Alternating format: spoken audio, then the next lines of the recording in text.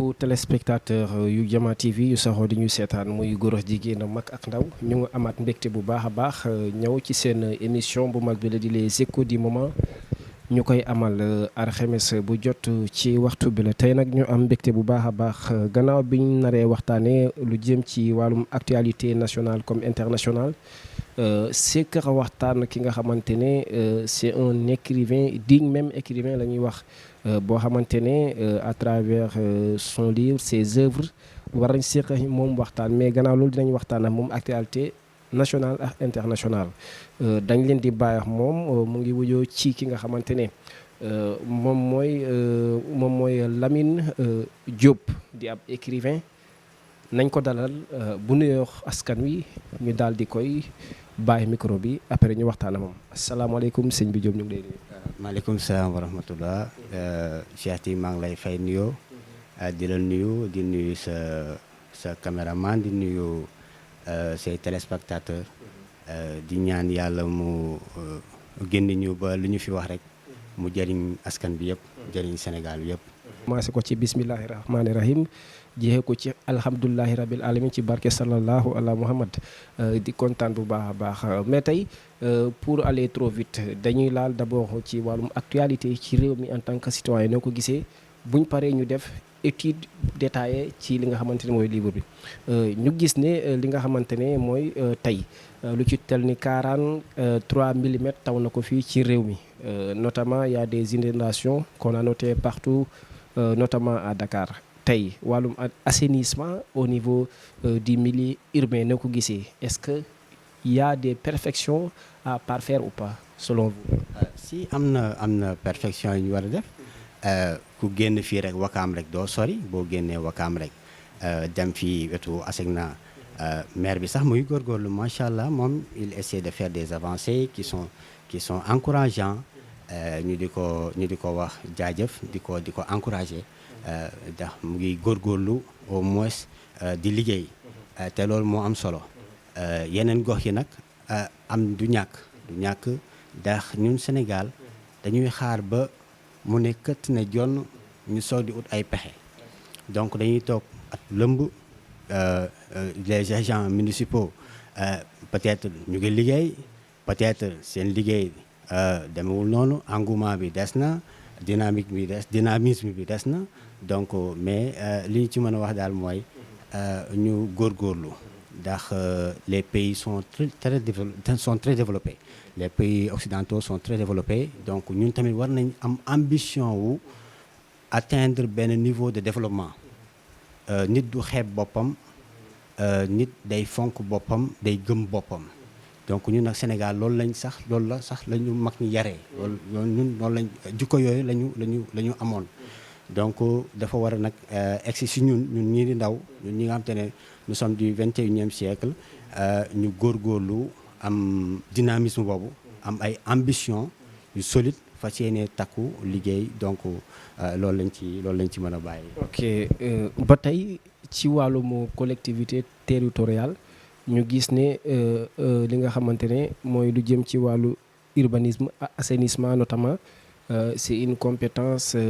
ça fait partie des 9 compétences transférées mais souvent ñu gis ne nguur gi boo nekkee ab maire war a def assainissement bu fekkee ne maanaam àndook moom du la ko yembalal ci liggéey entre le chef de l'État ak ki nga xamante ne mooy maire bi ban liaison war mën a am ba politique sax même bu ñu àndul war a mën a liggéey pour le gré de la société. waaw xam nga loolu mooy c'est ignorer ce que signifie une institution du président moo ko moom président moomul institution maire bi moomul institution parce que la collectivité locale c'est une institution donc ñi ko yor ñoom ñoo war a xam ne lii yëfu askan bi la ñu doxal ko te bañ ci am une considération partisane li ma naan une considération partisane mooy je suis de l'opposition je suis du parti au pouvoir donc je suis le président lui c'est un maire mais qui est de l'opposition donc du ma ko jàppale te xam nga les collectivités locales là ils ont un financement bu jóge ci état bi ci nguur gi mu di leen dooleel ils ont aussi les impôts locaux nag et ça aussi c'est à mentionner ils ont la possibilité de faire des prêts bancaires di investir ci ressources durables yi donc ñoom en fait avec leurs propres moyens war nañ mën a sax départiru si joug bi nga xamante ne maanaam ci contrainte bi nga xamante ne l'exécutif mën na leen ko causer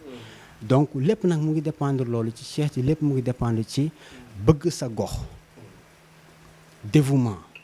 dévotion ci loolu la dépendre ambition ci loolu la dépendre nit soo bëggee sa gox war nga mën même avec tes propres moyens nga liggéey sa gox waaw te loolu nag ci la ñuy wax naan njiit il faut mu am yërmande ci goxam pour mu mën ko liggéey et ça c'est très important. Merci beaucoup mu am solo bu baax mbokku téléspectateurs yi yéen a ngi ci seen émission les échos du moment ba tey bëgg nañ xam parce que dañ gis léegi ku deewul ci géej bi que ne da nga sangu ji woon dee nga ci géej gi que da nga demoon bëgg a dem le phénomène Barça ou Barsak ñu gis démb ci biig ñetti doomu aadama daal di faatu ci géej bi donte dañ sangu ji woon mais tey est-ce que est-il impossible pour ab état mu mën a ñag géejam ba nga xamante ne ndaw ñi fu ñu mën a duggee ñu peeg leen wala loolu notoyee ba ne manque d'insécurité ici au Sénégal maanaam en fonction de la mer comme consort. D'accord xam nga loolu dans les pays développés il y a la police de la mer c'est une police les polices avec des vols les policiers avec des vélos bon ñuy dem ci géej gi di circuler di fréquemment di xool voilà donc mais ñun amaguñu atteindre gu niveau de développement boobu peut-être da nga naan par rapport ak nit li ñu am ci koom loolu ngay wax mais du koom bi moom moo am solo un président c'est celui qui a opté de se sacrifier pour la nation donc un président bu nekk chef de l'État ci dëkk sa am sax dafa war a corréler wu ak l'existence du citoyen donc waruloo am benn aisance bi te le citoyen même bu ñu jëlee bu ñu xaymaa toute la communauté il y a des pauvres yu fi nekk yow nga am un certain niveau de richesse donc day trahir li ñu naan la vocation même du président la vocation nag la vocation étymologique c'est-à-dire du président parce que tey même bu dee sang boo gis sax muy jiite ab kuréel dafay dawale ci seen kaw yërmande ak yaatu dënn donc loolu nag peut-être que ci foofu lañ koy virer beneen bi nag c'est faute de moyens faute de voilà donc loolu peut-être loolu moom moo tax ils n'ont pas pu sécuriser la mer totalement ba muy am ñuy lab mais aussi citoyens yi tamit xam nga yar ak teggin ci ci askan dafa primordial dafa indispensable nit boo yaruwul da ngay sànq sa bopp Chine bu développé ci yar ak technologie la développé donc ñun Sénégal nag ñu am ay mag yu yar woon am démb ay kilifa yu yar woon yu amoon yar am dignité am ngor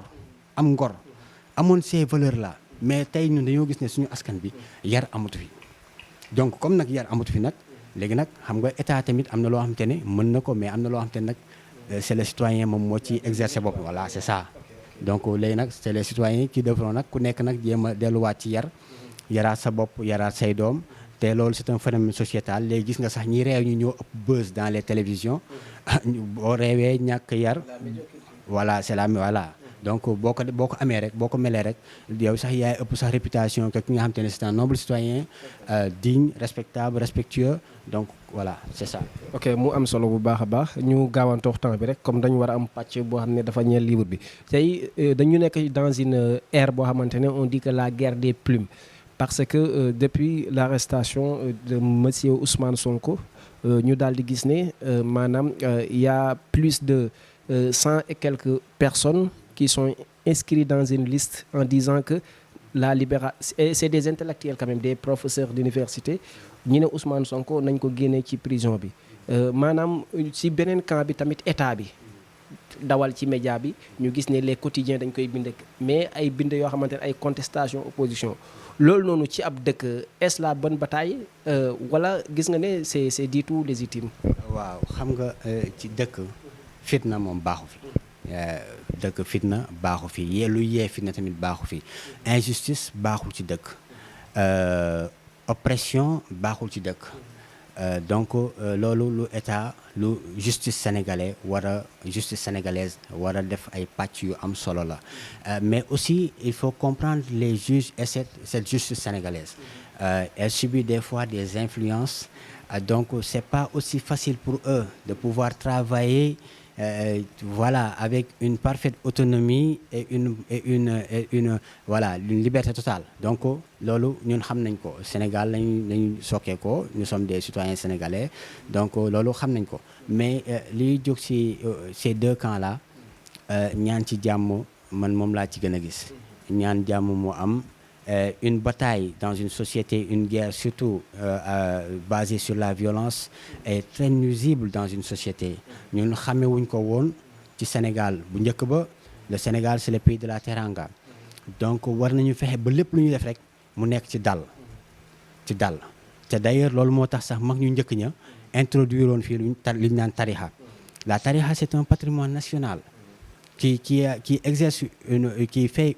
sa partition totale sur le développement de l'économie sénégalaise. Donc loolu war na mën a tax ñun sénégalais ñun sénégalais les citoyens sénégalais ñu jël en considération ce facteur là qui est très important, qui est le facteur paix. Le facteur paix qui est très important tey ñu war ko nag suuxat. Donc li may wax rek ci diggante Ousmane Sonko, la guerre des plumes, cette guerre là idéologique, et tu sais que la bataille idéologique peut être pacifique. Ah bon? Bien sûr. Comment exactement? Tu vois lépp loo xamante ne da nga koy xeex par l'idéologie pacifiste mën nga ci am un aboutissement, un résultat positif, sans qu'il y ait le versement du sang, sans qu'il y ait ce rapport de comment dirais-je, de violence, de voilà. Donc loolu mën nañu ko éviter. Idéologie mën nga ko défendre par des arguments sains nga yam fa. Li ci des nga xam ne yàlla moom moo jiitu nit ci li mu bind, li mu bëgg moom dina ko jaarale ci ndaw ba loolu mujjee sotti. Et te ku nekk soo jëlee loolu rek soo jëlee loolu en considération jàpp naa ne bon ce cas là dëgg la fitna la, mais bon mën nañ ñaan yàlla rek mu apaiser wu incha allah voilà. Okay. Pour une toute avant-dernière question, tey d'aucuns diront que vraiment le Sénégal a perdu ses élites intellectuelles, notamment mag ñi fi nekkoon. Selon ni dëkk bi doxee politiquement, est-ce que gis nga ne li nga xam ne moom la ñu mag ñi bàyyiloon dañu perdre ay valeurs ou pas? Bien sûr. Ah bon? Bien sûr. On a perdu beaucoup de valeurs. Et te loolu moo ñu yóbbee sax suñu état actuel. L'indiscipline, l'arrogance, ce verbe là vulgaire, hein? Mais tellement de comportements léegi sooy xool da ngay xool dans les années 60 80 même 90 même da nga doon am sa maam mu dal nga xamoon mag ñi ñu dal nga xamoon société sénégalaise bien vrai da daan am ay émeutes, mais toujours que ne li mu daan inciter boppam mooy la paix, le calme. Mais léegi da ngay dem ba léegi on dirait que rapidement ñu ne Barça wala Barça comme ni nga ko doon waxee léegi. Et ça c'est une chose très dangereuse. C'est très dangereux de vouloir mettre fin à sa vie comme ça, de vouloir prendre ce danger-là, jël géej gi traverser ko pour dem tekki. Te fi nga nekk nga mën fi tekki. Man fi ma nekk nii fi laa gëm tekki.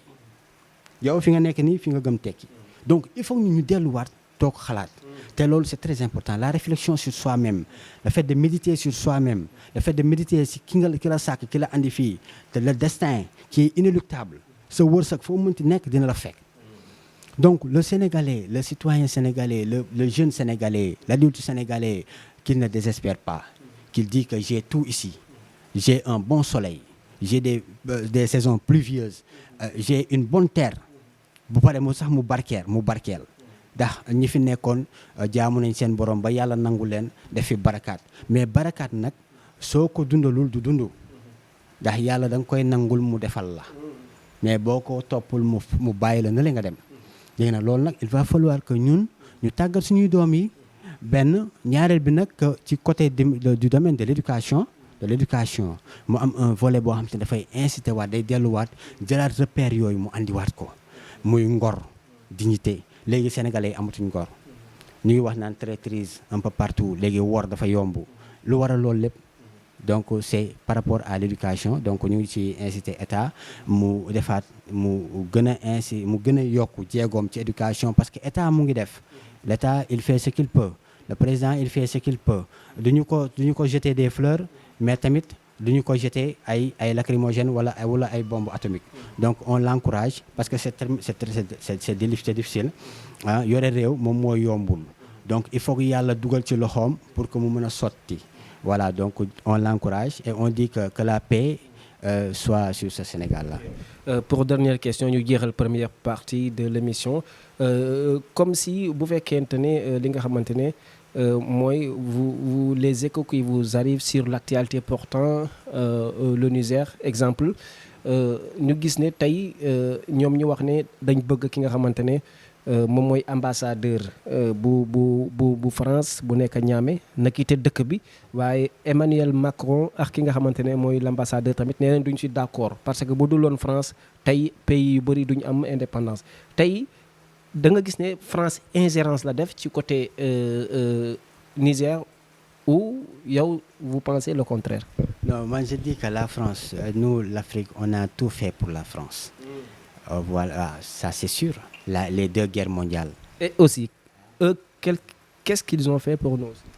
Ah, c'est ça la question maintenant. C'est ça, loolu moo tax Sénégalais yi, les jeunes là qui brûlent les Auchan comme ça, c'est pas une raison de brûler une entreprise privée. Dëgg la, mais nag les gosses sont remontés. Une personne qui est déboussolée, qui est déprimée, qui a un lourd poids sur sa tête mais il peut faire des choses absurdes. Mais nag c'est pas une raison. Encore une fois,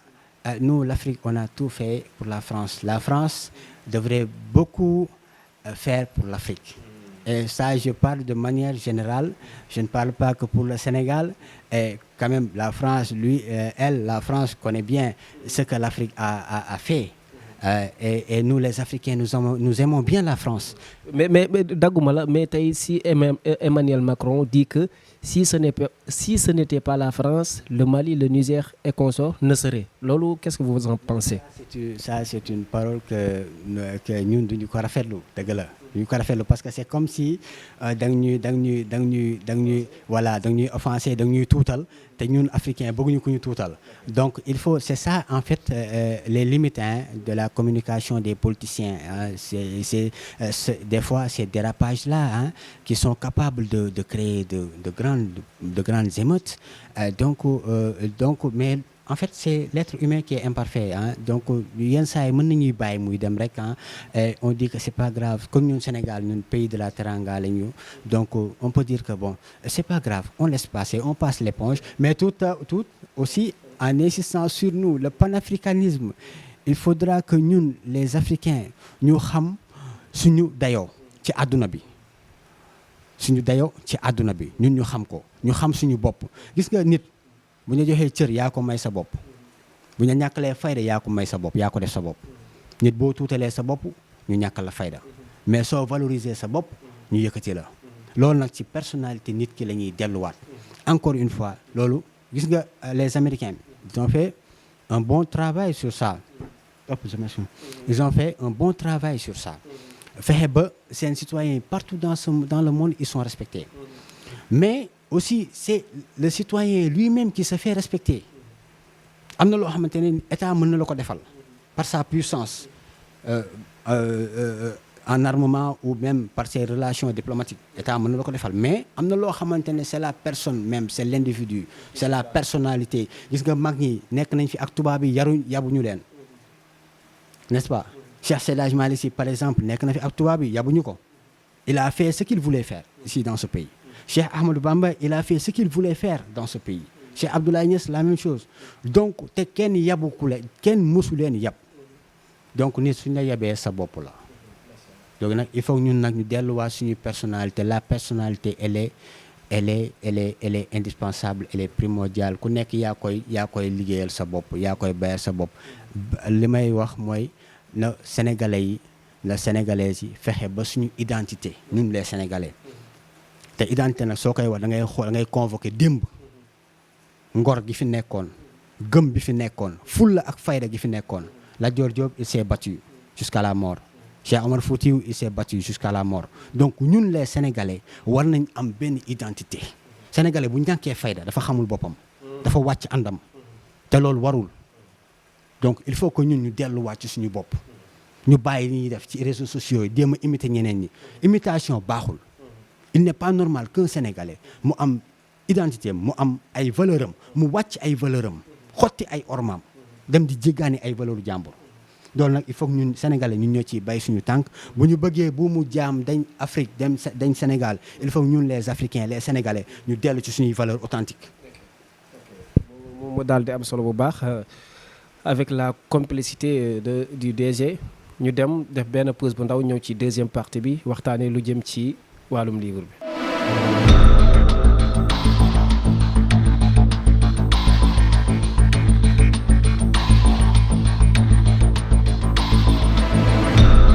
merci beaucoup di bégaat ci yéen bu baax a baax wàllum deuxième partie bi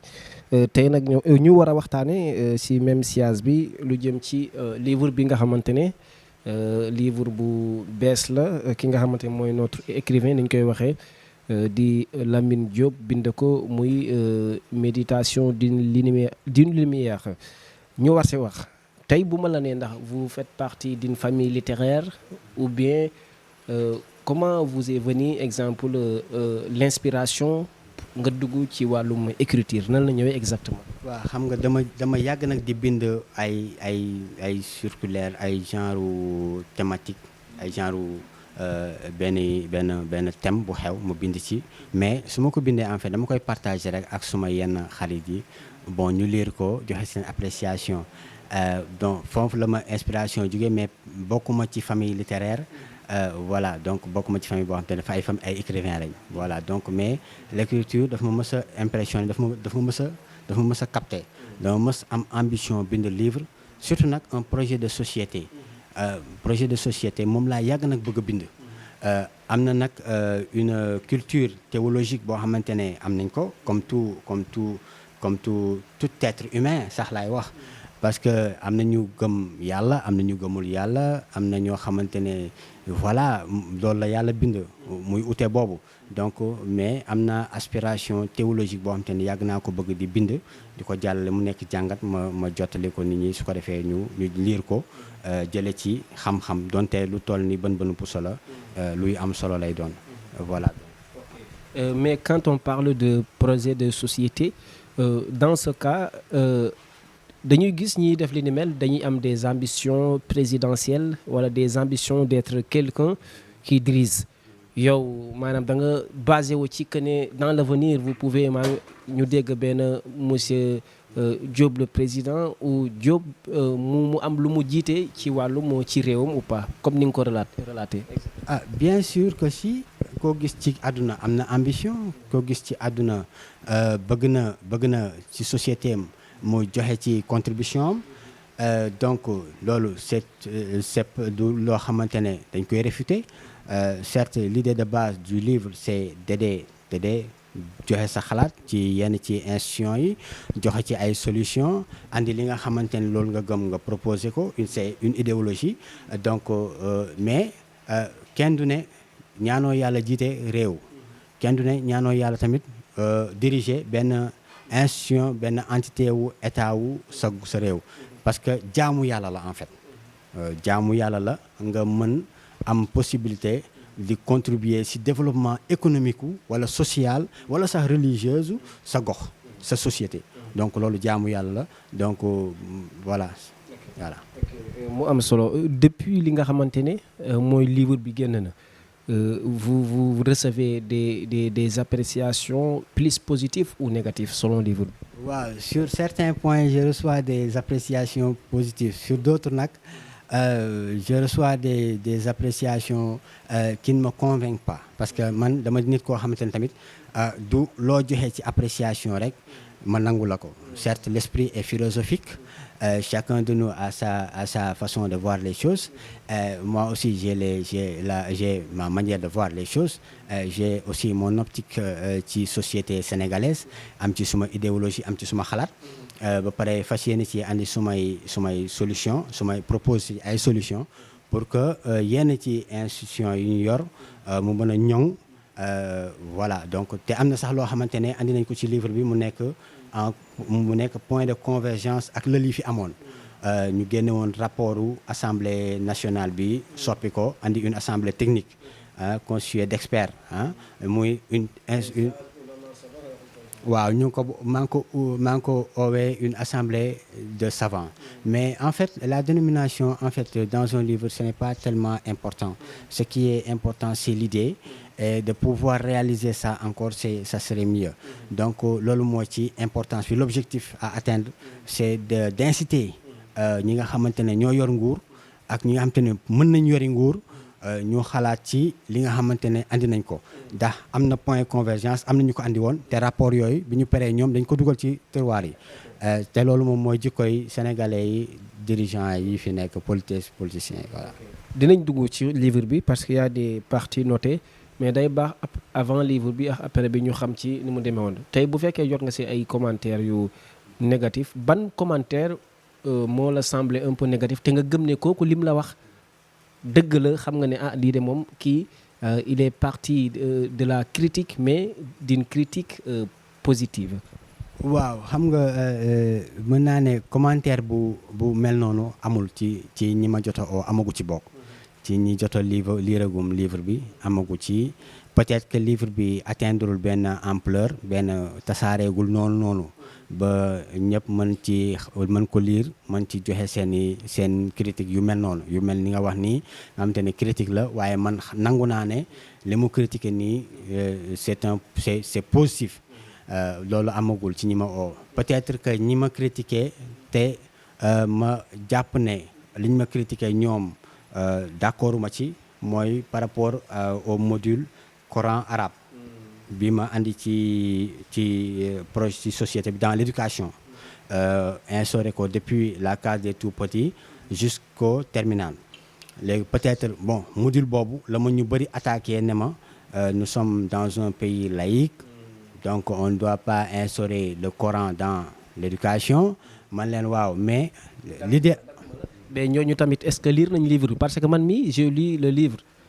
à l'exception dégg naa chaque jour ngay indi entre parenthèses ngay wax ne c'est pour les croyants musulmans exemple peut-être ñooñu est-ce que ils ont bien lire le livre aussi. Voilà donc je pense que peut-être que li nga wax nii loolu la sax parce que am na ñi ma ci jot a wax ñëpp dama leen ne vous n'avez pas bien lu peut-être que des fois en voulant dire une chose on finisse par dire son contraire mën na ma dal tamit yàlla rek moo xam mais moi j'ai essayé de faire d'être au maximum explicite dans le livre donc moo tax sax le livre n'est pas volumineux donc mais en fait critique boobu daal laa jot majoritairement ci ñi ma moom laa jot ñu ne ma non waroo ko ci woon dugal ma leen non c'est exempté pour les autres religions mais c'est obligatoire pour les musulmans lu tax parce que nag am na loo xam te ne da nga koy defal mag ñi en fait l'idée de base ci module bi mooy dañ ko delloowee njukkal mag ñi nga xamante ne c'est les pères fondateurs de cette société qui ont tout fait pour cette société ñu dem ba créer cette stabilité là bi fi nekk muy jouer muy apporter lu mag ci développement économique u dëkk bi donc ñooñu mënuñu wax société sénégalaise ba pare di leen ignorer voilà. ñu gis bëggoon nañ xam ñaata exemplaire nga ci jot a tiré ak tamit pour préface bi est-ce que comme tudd nga ci mag yi waroo woon dem ndax demoon nga ci benn kilifa diine wala ab doomu nitu daara mu defal la préface bi ñaari question yooyu. waaw non jotuma dem ci kilifa diine wala doomu daara pour mu defal ma préface bi jotuma dem tamit ci un écrivain pour mu lire ko joxe defal ma préface bi ci li ma jot a bind ci parce que j'ai jugé que ne am na ci dimension philosophique boo xam te ne mu ngi ci livre bi peut-être que l'écrivain peut ne pas me saisir et bon mu rédiger benn préface boo xamante ne ça ne sera pas à mon goût wala jàpp naa ne li mu wax bon peut-être qu'il n'a pas touché voilà ça ne rime pas voilà c'est ça donc loolu moo tax bon je me suis abstenu ci yóbbu ko ci un écrivain pour mu mën ko lire mën ci bind préface mais voilà exemplaires yi tiré nañ ci une centaine fi mu toll nii une centaine moo fi nekk en disponible moo fi nekk pour ñu mën ko joxe peut-être que dans l'avenir dinañ distribution bi comme le coût le prix exemple. Voilà donc distribution bi lañ ko fixé woon ci 3500 francs waaw moom lañ ko fixé woon bëggoon ko joxe 3500 francs bon. ñu daal di gis ci livre bi ci ndorteel bi def nga la glorification divine quoi c'est-à-dire sant yàlla vraiment tudd ci yonent bi benn partie sax yaa ngi wax ne fi ngay waxee ne le Seigneur a envoyé le prophète pour qu'il soit miséricorde de l'humanité loolu exemple cëslaay boobu nga am ci diine def ko ci livre bi lan la inspiré ba nga def. waaw xam nga ci aspect boobu dafa yaatu benn bi mooy li ma doon relater foofu mooy kan lañ war a tànn kan lañ war a tànn mu war ñu jiite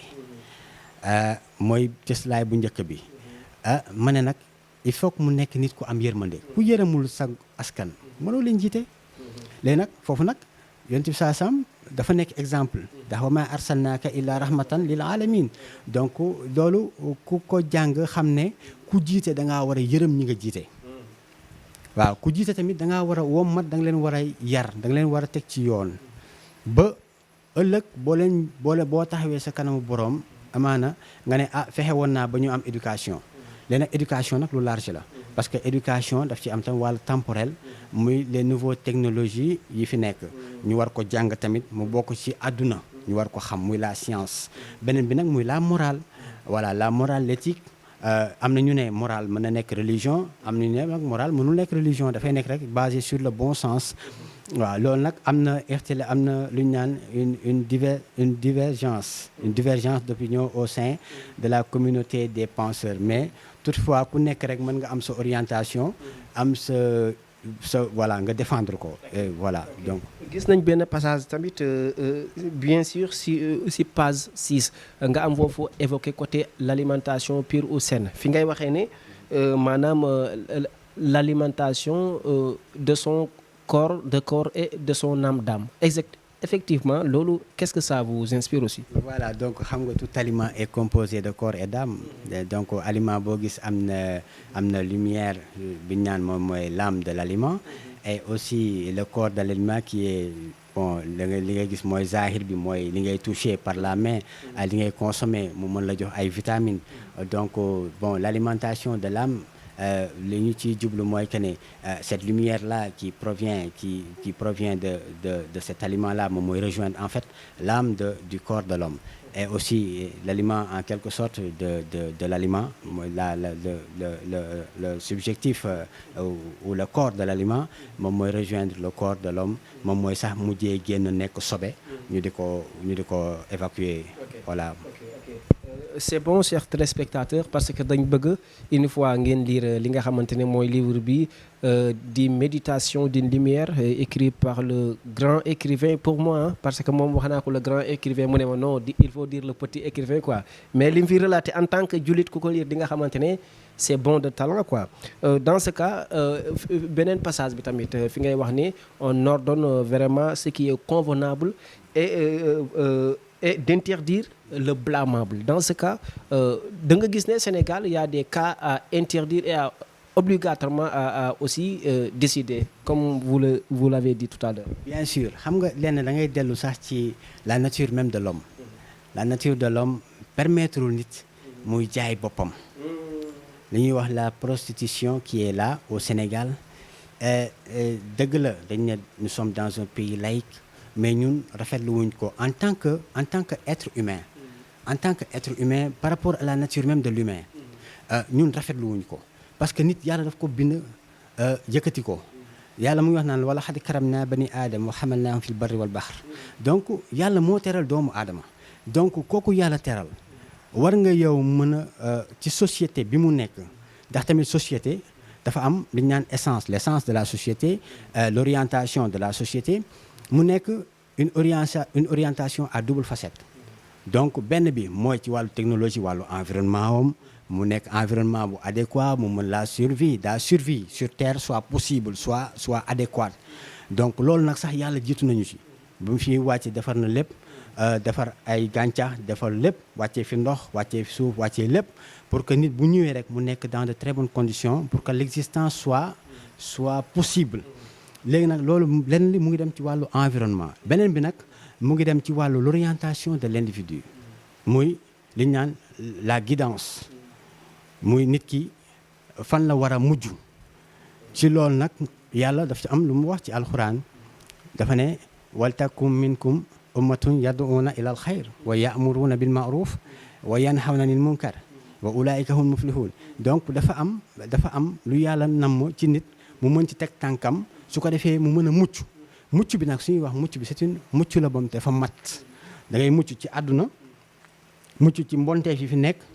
mucc ci lépp loo xam te ne mën na la lor ci wàllu feebar ndax lépp luy prostitution dafa bëri ay feebar yu mu fi andi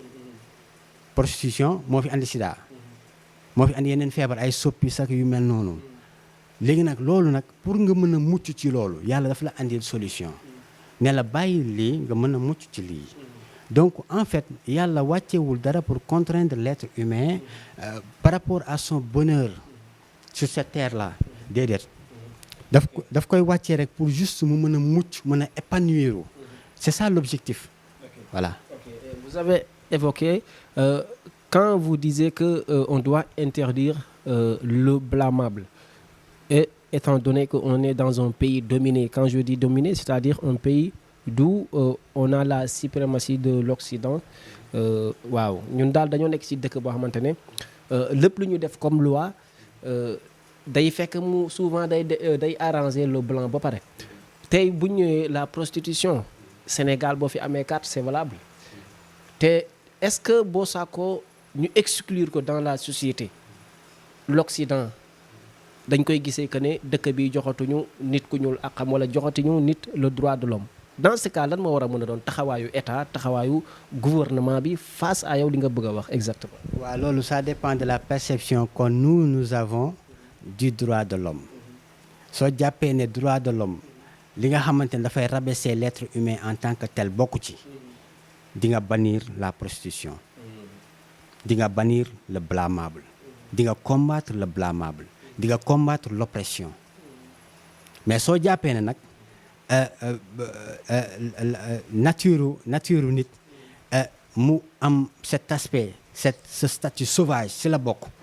mën nga ko permettre muy def yu mel noonu parce que li nga xamante ne moom moo ñu utalee ñun nit ak mala yi du dara lu dul jëfin mala yi dañ leen sàkk ci ñoom ñuy def seen besoin yëpp ci mbedd mi ñuy def ñuy dundee instinct ñun nag dañu sàkk ñuy xalaat ñu yor xel ñu yor am xikma di moytu yenn yi donc bu fekkee ne ñoom seen perception du droit de l'homme mooy que ne dafa war a prostituer wu dafa war a am autonomie totale ci jëmmam d'accord kon ñoom mën nañu autoriser la prostitution mais ñun moom fii Sénégal avec les réalités ancestrales suñuy valeurs yu njëkk ya suñuy valeurs yi nga xam te ne moom mooy fondé l'identité de base du Sénégalais l'identité de base du Sénégalais mu jóge ci mag ñi mu nekkoon ngor mu nekkoon dignité mu nekkoon fulla ak fayda mu nekkoon xormaal sa bopp ñun par rapport ak ñun suñu jikko yooyu nga xam te ne dañu ko nampataloon ñu fexe ba mu nax saay ñun war nañ mën a xeex ba delluwaat ci démb récupérer jikko yooyu tàggat suñu bopp tabax suñu société par rapport à nos valeurs sociales antiques par rapport à nos valeurs religieuses ci te loolu sax moom mooy liy distinguer société yi Chine dafa jël li cosaanam mu valoriser ko mu andil ko koom bu bëri donc Sénégal liy cosaanam moom la war a valoriser mu dëggalaat identité am mu mën a progresser mu nekk une digne personne fu mu dem ci àdduna bi nawloo ko boo ko xoolee rek xam ne kii Sénégal la par rapport à ses valeurs voilà. Au-delà des permutations et interdictions gis nañ tamit benn phase nga évoqué li nga xamante ne mooy mun naa wax benn paline bu bees parce que ñun ce qu'on connaît ici au Sénégal mooy le président le premier ministre l'Assemblée nationale et consort mais yow da nga ñëw ci beneen anam boo xamante ne cëslaayu dëkk bi nga jël en compte comme quand vous disiez assemblée des oulémas à quoi ça dit exactement? Voilà, assemblée des oulémas dama ko tuddee assemblée des oulémas mais en fait en réalité c'est le ministère de la justice le ministère de la justice boo xam te ne dama ko concevoir mu nekk muy poser une contrainte de l'influence de l'exécutif sur le judiciaire donc ministère boobu nag mooy comme ni ma ko waxee ci livre bi xalif généraux yi ñoom ñoo ko tënk ñoom ñoo fa toog ñoo ko siégé donc xalif généraux dañuy am statut ministre de la justice. Donc xam nga loolu lu ko waral du dara, c'est pour juste essayer de poser une contrainte par rapport à cette influence-là de l'exécutif sur le judiciaire, pour permettre au judiciaire de pouvoir se départir complètement, de pouvoir faire son travail complètement, en toute liberté, en toute autonomie. Loolu moo tax ñu xalaatee ko noonu. Bon, cela dit que ne tamit beneen facette bi mooy que ne xam nga nit ku ragal yàlla boo ko dénkee lu mel ni wàllum justice daf ciy maanu, contrairement ak nit koo xamante ne nag àdduna la topp boo ko dénkee wàllum justice mën na ci salfaañe dara. Donc c'est juste loolu la. Donc xam nga c'est pour dire juste que ne Cheikh, il faut pas des fois que ñuy yëkkati certaines idées ñu di ko def des idées grandioses. C'est pas aussi dangereux que ça. Donc inclure les khalifes généraux, constituer leen benn ministère ñu représente le ministère muy le ministère de la justice, pour rek ñu taxawaayu maanute ba justice mën a def liggéeyam. Ça je pense que c'est pas une idée dangereuse. Ok, léegi ban explication détaillée ngay indi pour ki lay seetaan dégg vous invoquez ministère de la justice, xelam dem ci sëñ Mountakha, xelam dem ci Mbaye Sy Mansour, te fekk peut-être man mi ko liir xam naa fi nga waxee. ñoom dinañ wax ne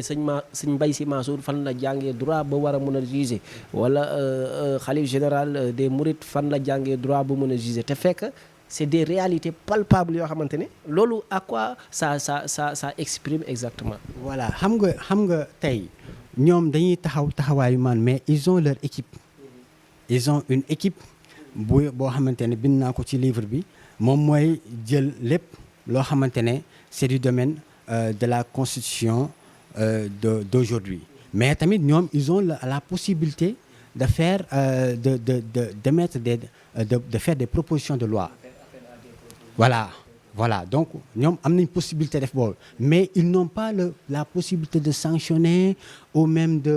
ils n'ont pas cette possibilité-là. Donc c'est seulement dañu leen fi teg pour rek ñuy poser une petite contrainte, boobu par rapport à l'influence de l'exécutif sur le judiciaire. Bu président naree dugal manooreem ci justice ñu ne ko déet waroo def lii. Donc c'est seulement dans ce sens-là moo tax ñu tëral ko. Léegi nag peut-être que d'autres penseurs, d'autres écrivains, d'autres sociologues pourront dire le contraire, mais moi je suis ouvert aux critiques, et je dis que c'est ça, lii mooy dëkk da ngay wax li nga xalaat, ñenn ñi andi li ñu xalaat. Voilà, donc mu nekk un débat posé. Peut-être que suñu amee idée bu gën a baax boobu buñ ci waxtaanee ñun ñu bàyyi bi ñu yor. te sax un livre benn livre bu am valeur, c'est-à-dire c'est un livre exposé aux critiques tamit. Critique tamit day joxe valeur u mbir, parce que boo defee mbir kenn waxu ci, ça veut dire que c'est dans le vin quoi. Dans ce cas wax nga tamit lan mooy départager li nga xamante mooy assemblée des oulémas ak assemblée des sages, lan moo leen di départager exactement. Xam nga assemblée des sages, c'est en fait je l'ai écrit, je l'ai instauré dans le livre par rapport aux dimensions philosophiques du livre, parce que livre muy wax beneen ci kanam une société à l'image de l'homme. Donc xam naa boo ko lire nga ko. Voilà. Donc je l'ai exposé par rapport à cette dimension philosophique, mais en fait en réalité c'est le pouvoir judiciaire. L'Assemblée des sages, c'est le pouvoir judiciaire, jusque il y a une hiérarchisation nouvelle qui, à la tête, il y a à l'étage suprême, il y a le Sénat, et ensuite viennent les constitutionnalistes, après viennent les procureurs, et ensuite les juges et avocats. Donc c'est seulement une hiérarchisation, mais c'est le pouvoir judiciaire. Donc par rapport aux réformes tamit, je vais dire que nous avons proposé le Sénat, d'amener le Sénat pour pouvoir changer l'Assemblée nationale, changer le contenu, d'une assemblée de députés andi assemblée technocrate. Voilà, donc c'est pour loolu, parce que jàpp nañ ne tamit dëkk war na mën a am lu ñu naan le parlement. Donc parlement baax na ci dëkk, donc comme dina nañ bii ñu ne dañuy andi Sénat, te le Sénat représente les collectivités locales, donc je pense que ça sera très. Gis nañ ne da nga exclure beaucoup de postes ministériels. Vous avez amené le ministère des Affaires étrangères, le ministère des Finances et ministère de l'Intérieur. Kay boo demoon loolu qu'on élabore à ça, ñetti ministères yi existé quoi. comment ça pourrait tenir le pays exactement. Voilà donc xam nga l'Assemblée technique nationale l'Assemblée technocrate nationale li muy employé ci main d'œuvre ci expert daanaka moom rek doy na rek pour mu doxal mbiru askan bi parce que ay experts sociologues dañ fa nekk ay médecins dañ fa nekk ay experts dans le domaine de la médecine et dans tous les filières du domaine de la médecine dans tous les domaines de la médecine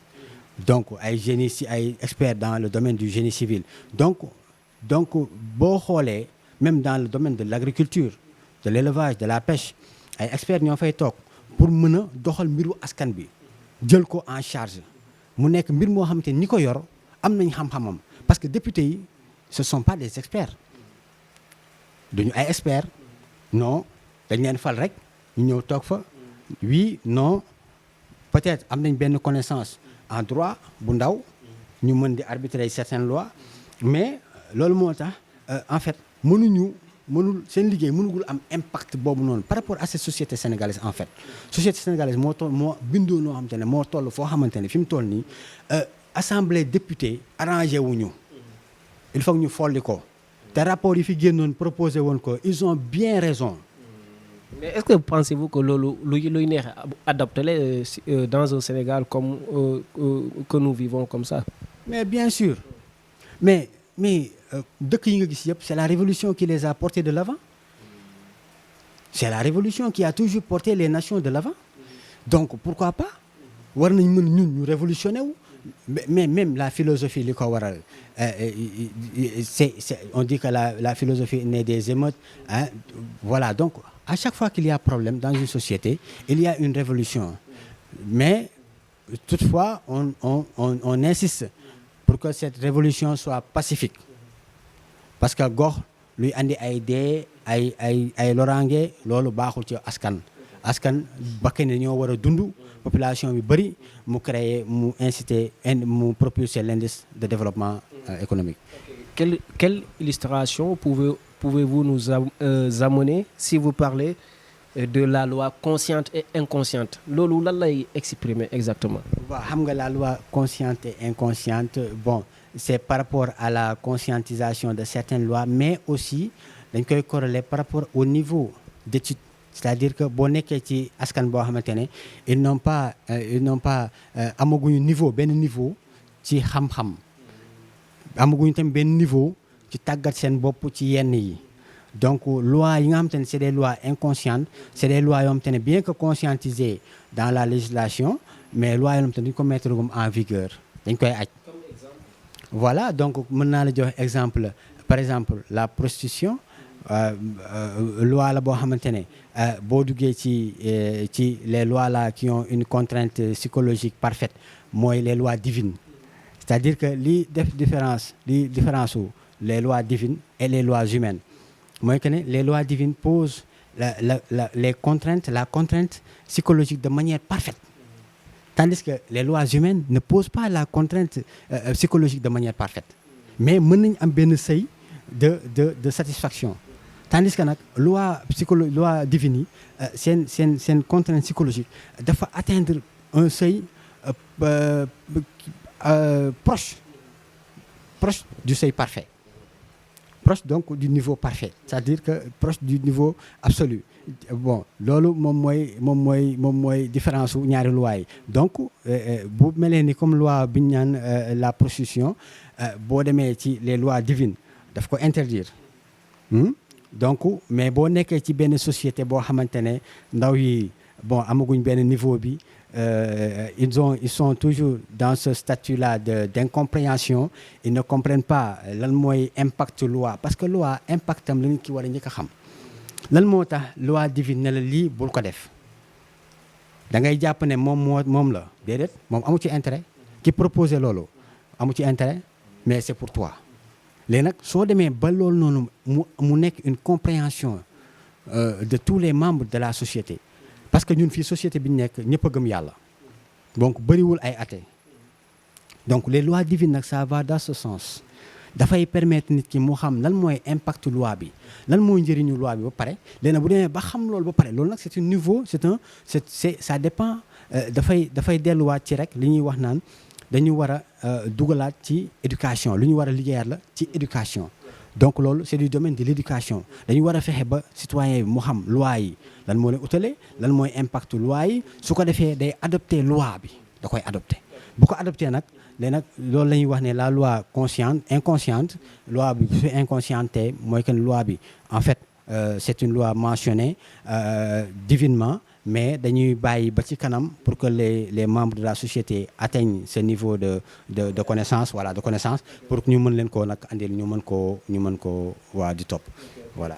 mu am solo bu baax a baax man nag am na benn partie boo xamante ne bi ma ko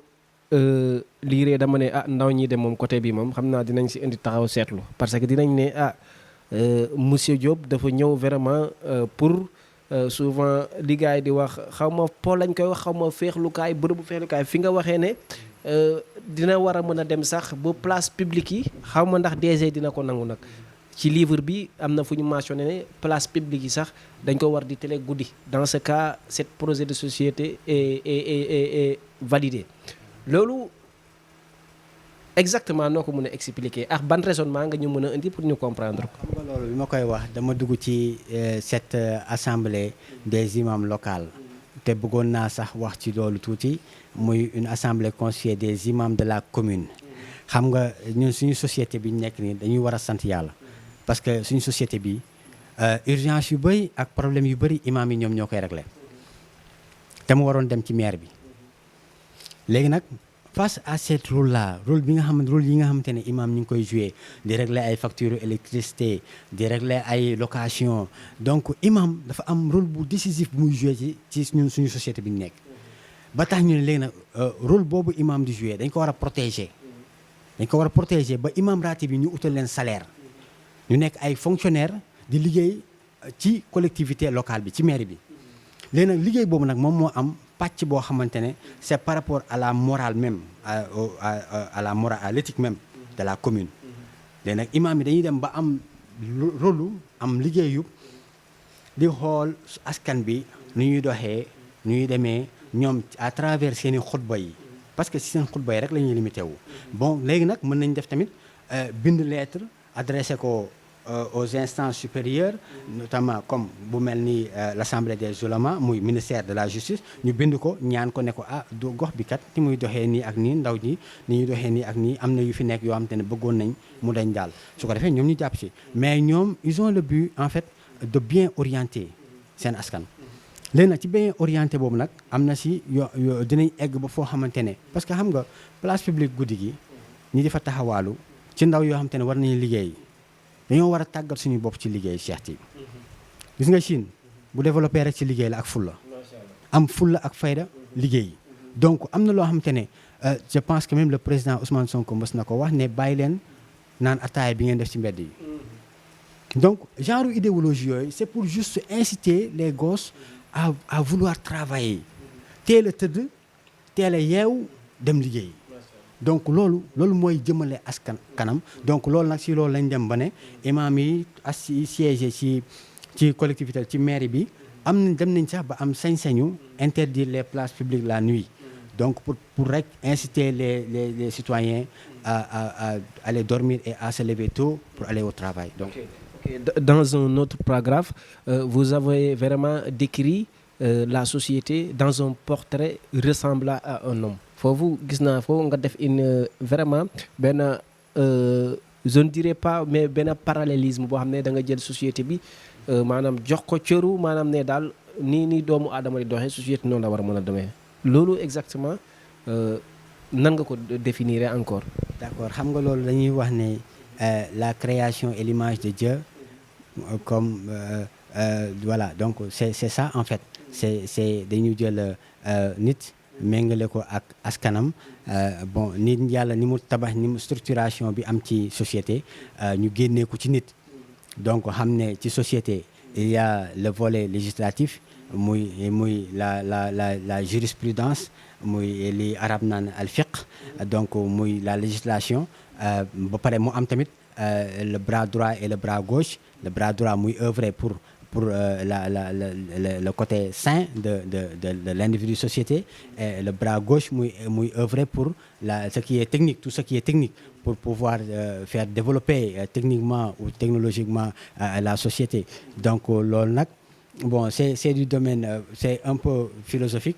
Bon donc voilà donc des fois le livre peut poser des choses par la réflexion, c'est plus facile, mais s'il s'agit d'exprimer, bon ça demande peut-être que si on a l'opportunité de faire des conférences, on aura franchement largement le temps de pouvoir. Comme avant-dernière question, on voudrait aussi savoir, parce que vous avez aussi évoqué le concept, c'est-à-dire de, si je ne me trompe pas, le concept microbe humain de la société. Tey pour ki nga xamante ne lire na livre bi tey nga évoqué microbe infrastructurel yooyu noonu yëpp loolu noonu da nga gis ne daal on est dans un pays où ça se passe quoi. Bon xam nga microbe infrastructurel c'est par rapport à cette description de la société hein, que j'ai fait par rapport à l'individu même à l'homme. Donc mais tu vois comme dans l'homme il y a des microbes donc dans cette société aussi il y a des microbes que j'ai qualifiés de microbes infrastructurels et de microbes humains. Donc les microbes infrastructurels c'est ce qui est lié à des infrastructures, ces infrastructures-là qui sont malsaines comme les boîtes de nuit, hein, comme les bars de nuit, voilà, comme je ne sais pas s'il y en a des cabarets, je ne sais pas, voilà. Donc ça c'est des microbes infrastructurels. Bon parce que c'est des infrastructures malsaines qui incitent le citoyen voilà au blâmable hein, on peut dire ça comme ça au blâmable à tout ce qui est impur hein, malsain hein, voilà qui rabaisse l'homme parce que actes yooyu yëpp dafay delloo nit suuf da koy wàccee day wàccee dignitéem bon voilà donc loolu mooy microbe infrastructurel yi voilà donc microbe malsain nag c'est par rapport à ce que je nomme comme ce que j'appelle les pulsions sexuelles de l'homme. Et que j'ai même qualifié d'impureté pure hein. Dans le livre j'ai parlé de ça, j'ai dit que c'était une impureté mais une impureté pure parce que en fait yàlla ci boppam daf ñu sàkkeeg pulsion yooyu dafay naan sax ci alxuraan zuyina linnaasi hubbu shahawaat min an-nisaa wal banina wal qanaatiri muntaqara min az-zahab donc voilà donc yàlla dafay mettre en exergue ce côté pulsif de l'homme aussi muy mettre en exergue d'autre part le côté ambition de l'homme donc nit ci boppam la yàlla bindee noonu donc pulsion yi du nekk lu impureté dès lors où yàlla bind na ko dugal ko ci organisme nit boole ko ci structuration wu nit ci boppam donc du nekk lu impur day nekk lu pur mais toutefois dañuy wax ne par rapport à cette colonisation culturelle aussi par rapport à ces pulsions tamit yi nga xamante ne am nañ une orientation malsaine ñoom ñoo finir nag par indi ci instaurer ci société bi ce que l'on appelle les microbes humains voilà donc. Ok, on est presque au terme de cette émission mais on va balancer une dernière question. On a vu après le livre la dernière phase que vous avez mentionné là-bas, vous avez dit que toute personne ou bien tout individu ou tout humain quoi, vraiment qui liront ce livre méditeront. Dans ce cas foofu noonu est-ce que mën nañ ci am comme question qu'on est da nga jàpp ne une fois adopté vraiment la quintessence de ce livre mën nañ jógee ci am un Sénégal meilleur. Voilà xam nga am loolu nag moom mooy comme li ma wax rek j'ai dit que tous ceux qui liront cette réflexion y méditeront donc ça loolu mooy l'invitation bi may def jëmale ko ci ñi nga xamante ne dañuy lire livre bi wala ñi nga xamante ne ñu ngi xalaat ñu nekk ay sociologue ñu nekk ay philosophe ñu nekk ay psychologue donc pour que bu ñu lire livre bi ñu mën a andi seen xalaat ndax xalaat matul nit matul. L'homme a été créé imparfait, donc tout à fait évident que ses œuvres soient imparfaites. Donc mais léegi nag c'est à travers cette union-là, cette convergence d'idées ou d'idéologie ci la ñuy nag aboutir ci tirer loo xamante ne dinañu jox la perfection. Donc loolu mooy li ma ci wax. Ensuite j'ai dit que vive le Sénégal, vive les anciens, donc moom mooy slogan bi ñuy défendre. Voilà mooy li nga waxoon sànq rek est-ce qu'on a une ambition politique bien sûr qu'on a une ambition politique voilà. Dans ce cas yow tey vous êtes plus mackiste sonkiste ou bien. Non, moi je ne suis ni de l'un ni de l'autre. Je ne suis ni de l'un ni de l'autre. Bon, non, mais j'accepte tout le monde, j'accepte toutes les idéologies, et j'accepte l'opposition, la démocratie, voilà, j'accepte tout le monde, et je tolère tout le monde. Bon, moi j'ai ma façon de voir les choses. J'ai une idéologie là que je défends. Donc voilà, mais terewul, moi je ne blâme personne. Je ne blâme pas le président Macky Sall. Qui a fait ce qu'il pouvait xam nga jiite nguur ku xam li ci nekk yëpp doo ci blâmer nit même jiite sax sa dëkk sax say doom sax yenn saa yi nga jiite leen yaa leen war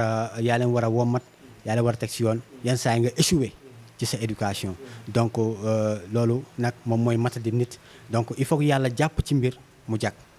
donc li ñuy wax rek mooy que ne gis nga fii foofu laay defee rebondissement ci le côté indispensable de convoquer Dieu xam nga yàlla bu la sàkkee sàkk sa environnement sàkk sa lépp nga bëgg ko ci abstraire bëgg ko ne ko bokkoo parce que ñun costume laay sol takk cravate parce que moi je suis moderne yàlla yow moderno da ngay dem nga toog ne yow waruma la boole même ci samay critères de choix yi may tànnee un leader wala un dirigeant yow waroo ci bokk xam nga loolu suñu demee ba egg foofu noonu c'est parce que dañoo réer mais ki sàkk lépp jiitu la fi kooku boo ko fi bëggee jëlee yow yaa fiy jógee benn wala imma ci naqar ak tiis ak ngay dëkk ci musiba rek ngay dëkk donc il faudra que ñun ñu xam loolu qu'on ne soit pas complexé Cheikh il y a pas de complexé il faut pas qu'on soit complexé ñi sañcoon société bii jox ñu ko suñuy loxo yi ñu téye ko ils n'ont pas été complexés mag ñi suñu complexé woon ñun duñ ci jotee nii ce patrimoine national là qu'on a qui sont les tarixa kon duñ ko am kon beneen diine moo fi nekk est-ce que kon stabilité bii nii ñu am ni dinañ ko am c'est une question ça il faudra que nous y réfléchissons c'est très important loolu nag moo tax nag fi mu toll nii ñun li ñuy prôné mooy dellu ci jikko yu njëkk ya suñu mënee jël ci li nga xamante ne moom la fi yàlla wàccee parce que la religion quelquefois atu la tarixa ci ñun atu la donc atu nag soo ko amee sa société da nga koy exploiter et c'est loolu sax dafay dellu ci may wax ne xoolal lu waral heure bu émeute amee problème am ñu ne na mag ñi wax na kilifa yi wax na kilifa diine yi wax lu tax parce que xam nañ ni ils sont indispensables dans cette société sénégalaise ils sont indispensables donc pourquoi pas nga mën a jëlee ci ñoom nga tabax nga def une fusion nga tabax une constitution wala un état qui reflètera ton identité toi le sénégalais ton identité toi le Sénégal l'identité du Sénégal mu refléter ko léegi loolu nag il faut que ñun ndaw ñi xam nga je l'ai dit l'autre jour ma ne tant que ce pays-là ne sera pas dirigé par un jeune ambitieux ba pare dogmatique wala des jeunes ambitieux et dogmatiques ce Sénégal-là n'avancera pas te loolu nag c'est une réflexion qu'on porte pour que tous ceux qui regarderont cette émission ñu xalaat ci ñu réfléchir ci léegi nag livre bi c'est une invitation pour que ñi koy lire ñu mën ci xalaat mën ci joxe seen appréciation nous sommes en démocratie et nous sommes des démocrates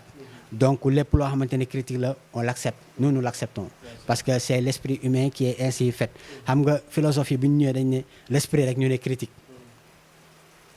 l'esprit am ñu ne convergence donc esprit moom bu critiquewul day convergent léegi nag ci loolu nag ci la ñuy tabax ci loolu la ñuy nekk donc ku ñu ci fekk si ñu jël ñu ngi invité ñëpp ci. vraiment ñu ngi lay gërëm yow tamit mbégte bu amuloon àpp la ngir toog ak yow parce que lii mooy man genre yi dama ko bëgg quoi moo gën dugg ci affaire politique xas kii nit boo mënee da ngay prouver lan ngay tàggatoo. waaw xam nga li may tàggatoo mooy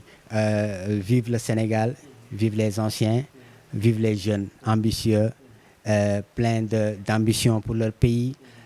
qui sont prêts à bâtir un nouveau Sénégal, notre Sénégal, à défendre une autre idéologie qui correspondra à nos valeurs ancestrales. Voilà loolu ba pare di la remercier yow di remercier sa caméraman di remercier sa directeur de télévision di ñaan yàlla liñ fi wax mu nekk yiw ba pare mu jëriñ askanu Sénégal yëpp. macha allah yow tamit di leen bëgg di bëgg ci yow bu baax a baax teranga bi bëri na vraiment ñu ngi tamit pare pour gunge la ci yeneen livre yooyu waaj a bind des perspectives di nuyu suñu directeur général di leen di jox beneen yoon dig daje ci émission les échos du moment merci beaucoup à tous.